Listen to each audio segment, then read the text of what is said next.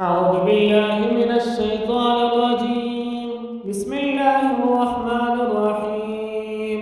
إن الذين آمنوا والذين هادوا والنصارى والصابئين من آمن بالله واليوم الآخر وعمل صالحا فلهم أجرهم عند ربهم ولا خوف عليهم ولا هم يحزنون.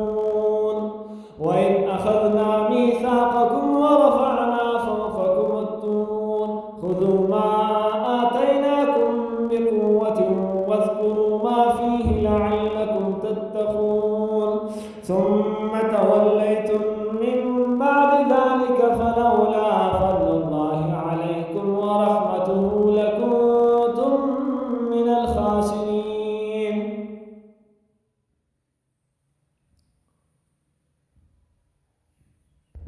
ولقد علمتم الذين اعتدوا منكم في السبت فقلنا لهم كونوا قردة خاسئين فجعلناها نكالا لما بين يديها وما خلفها وموعظة للمتقين.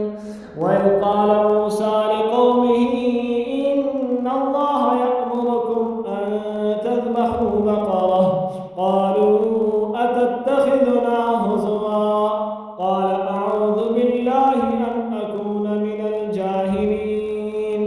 قالوا ادع لنا ربك يبين لنا ما هي قال إنه يقول إنها بقرة لا فارض ولا بكر عوان بين ذلك فافعلوا ما تؤمرون.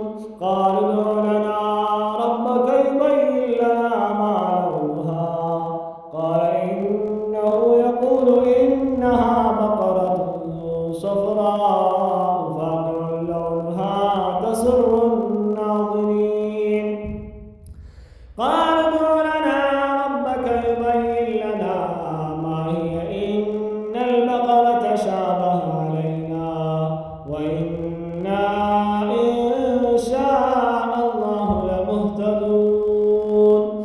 قال إنه يقول إنها بقرة لا ذلول تثير الأرض ولا تسقي الحرث مسلمة لا شية فيها.